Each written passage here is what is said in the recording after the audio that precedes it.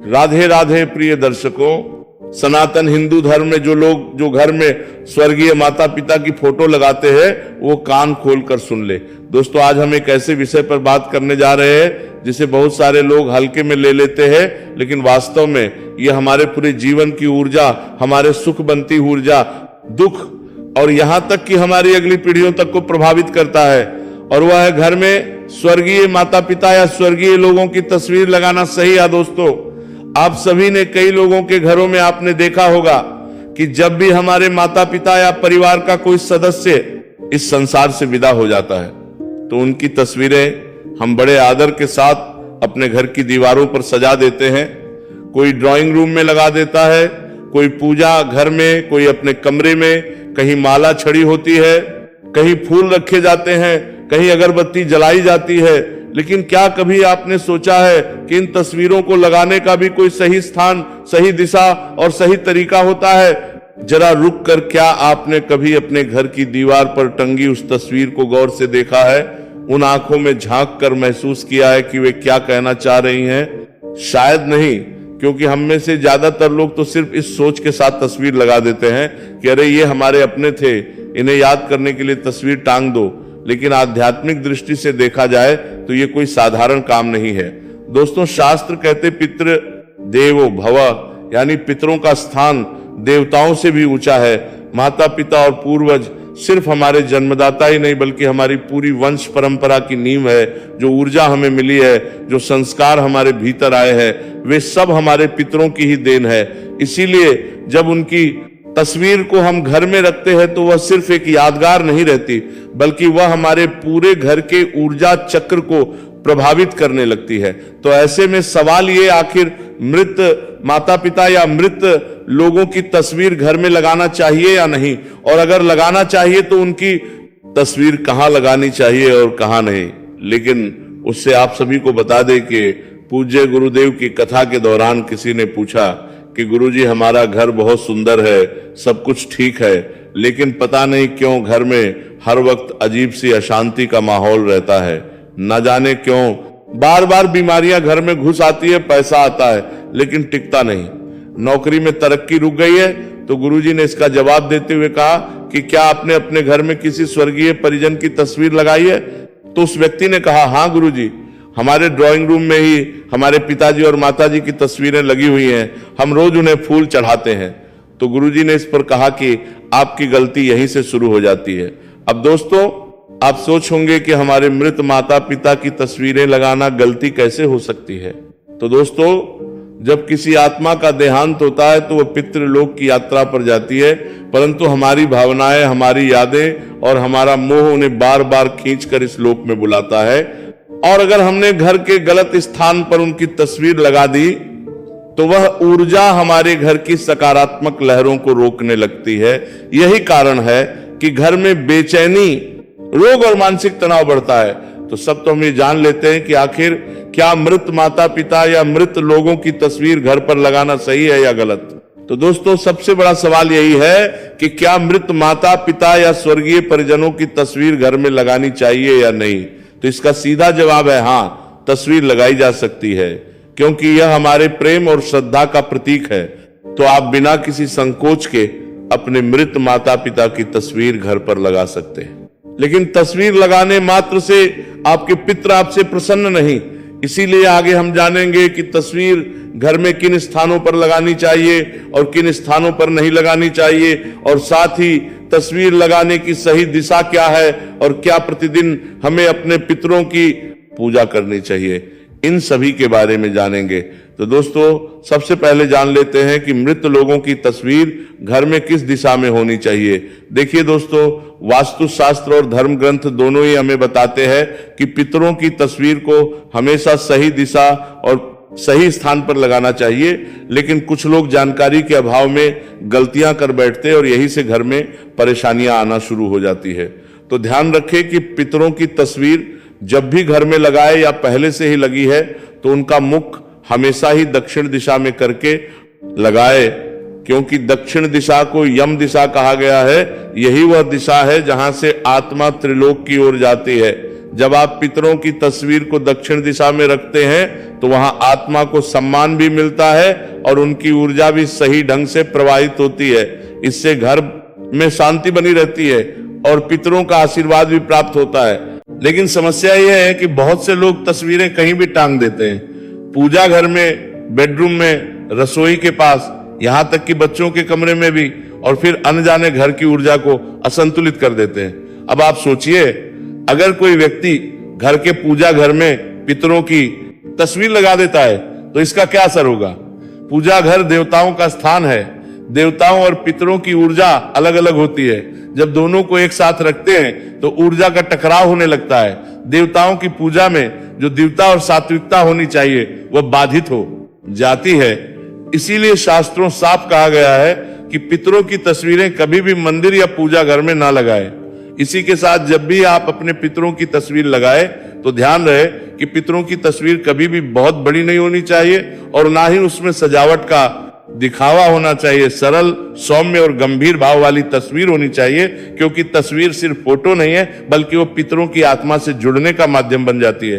दोस्तों, आपने देखा होगा कि कई बार जब हम अपने पितरों की तस्वीरों को देखते हैं तो हमें लगता है जैसे वो हमें देख रहे हो, यही वह सूक्ष्म ऊर्जा है जिसे हम अनदेखा कर देते हैं। इसीलिए अगर आपके घर में भी पितरों की तस्वीरें लगी हैं तो जरा ठहर कर देखिए कि वह किस दिशा में है, क्या वह सही दिशा में है या नहीं, और साथ ही किस स्थान पर है, इसे भी जानना बेहद जरूरी है।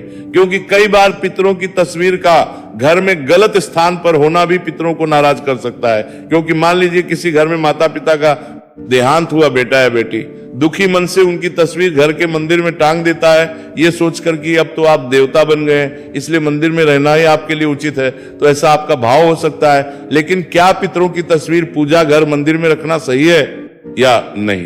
तो दोस्तों ध्यान रखें, पितरों को कभी भी पूजा घर, मंदिर में ना रखें, क्योंकि पितर और दोनों की यात्रा अलग है।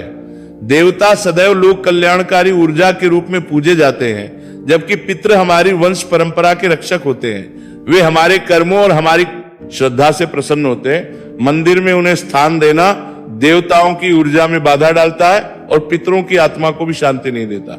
इसीलिए जिन भी लोगों ने पूजा घर, मंदिर में या मंदिर के आसपास भी पितरों की तस्वीर लगाई हुई है तो हटा दें, क्योंकि दोनों को एक साथ रखना सही नहीं माना जाता है। इसके बाद क्या पितरों की तस्वीर बेडरूम या बच्चों के कमरे में लगानी चाहिए? तो इसका उत्तर है बिल्कुल नहीं। सोचिए जरा, बेडरूम वह स्थान है जहां हम विश्राम करते हैं, अपनी निजी जिंदगी जीते हैं। यहां पर ऐसी ऊर्जा की आवश्यकता होती है जो हल्की, प्रसन्न और सकारात्मक हो। लेकिन पितरों की तस्वीर एक गंभीर और स्मृति से भरी हुई ऊर्जा लेकर आती है। यह ऊर्जा अवचेतन मन पर गहरा असर डालती है। अक्सर ऐसे घरों में लोग बेचैन रहते हैं, नींद पूरी नहीं होती और बार बार अनजाने सपने आते रहते हैं। इसी के साथ बच्चों के कमरे में तो ये और भी गलत है। बच्चों का मन अत्यंत कोमल होता है, वे खेल, पढ़ाई और कल्पनाओं में डूबे रहते हैं। अगर उनके कमरे में पितरों की तस्वीर हो तो उनकी मानसिक ऊर्जा पर भारी बोझ आ जाता है। इससे उनका विकास रुक सकता है और वे बिना कारण डर या घबराहट महसूस कर सकते हैं। अब सवाल ये उठता है कि आखिर पितरों की तस्वीर कहाँ और किस तरह लगानी चाहिए? तो दोस्तों, पितरों की तस्वीरें हमेशा घर के बैठक कक्ष या हॉल में लगानी चाहिए, वो भी दक्षिण दिशा की दीवार पर। दक्षिण दिशा इसलिए क्योंकि ये यम की दिशा है, पितृलोक की दिशा है। वहां तस्वीर लगाने से ऊर्जा प्रवाहित होकर पितरों तक पहुंचती है। और ध्यान रहे, तस्वीरें हमेशा आंखों के सामने की ऊंचाई पर लगाएं, ना कि बहुत नीचे या बहुत ऊपर। तस्वीरें हमेशा साफ सुथरी हो, धूल मिट्टी न जमी हो।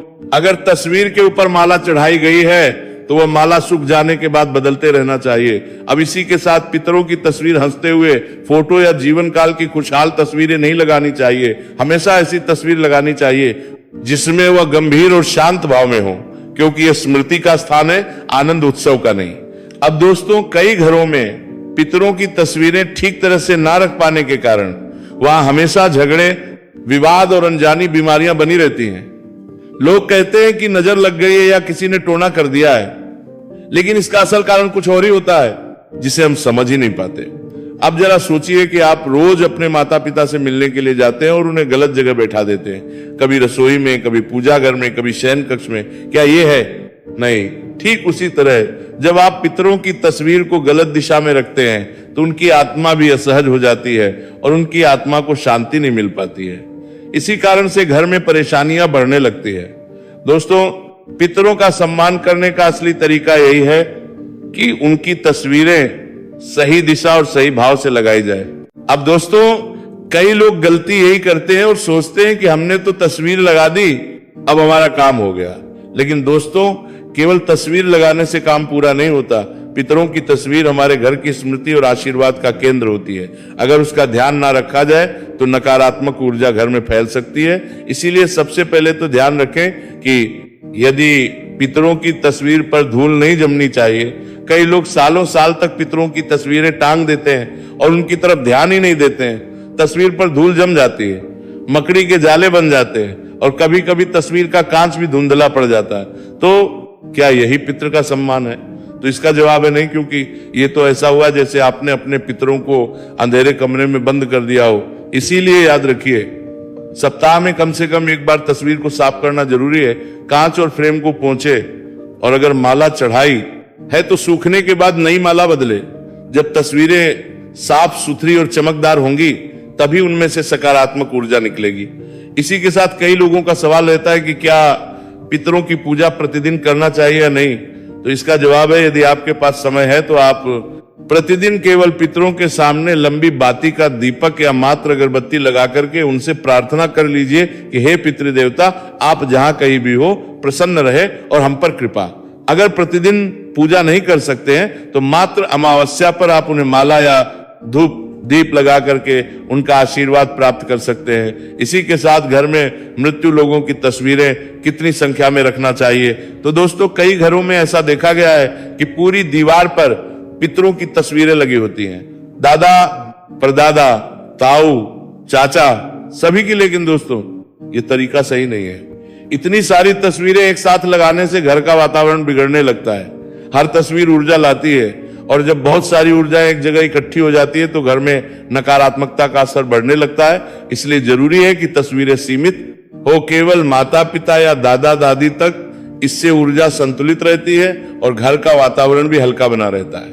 इसी के साथ एक और बात जो अक्सर लोग नजरअंदाज कर देते हैं, टूटी या धुंधली तस्वीरें। अगर का कांच टूट जाए, फ्रेम खराब हो जाए या फोटो धुंधली हो जाए तो उसे तुरंत बदल देना चाहिए, क्योंकि टूटी हुई तस्वीर अशुभ मानी जाती है।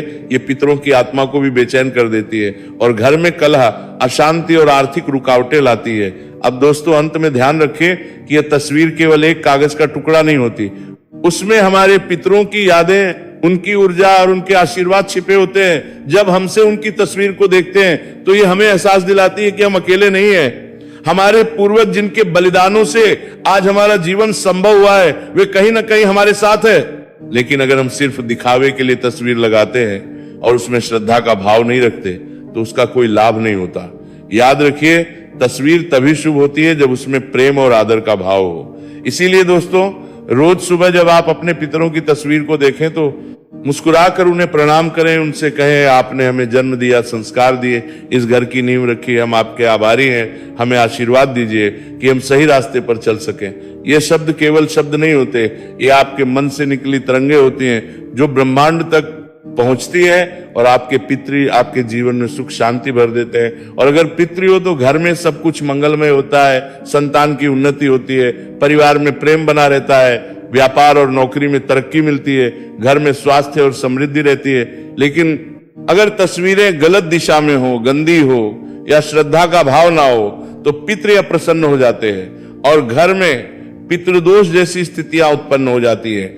इसीलिए पितरों की तस्वीरें हमेशा दक्षिण दिशा में लगाई, उन्हें साफ रखे, टूटी फूटी तस्वीरों से बचे, सीमित तस्वीरें ही लगाए और सबसे महत्वपूर्ण तस्वीरों को देखकर श्रद्धा और प्रेम से उन्हें याद करें।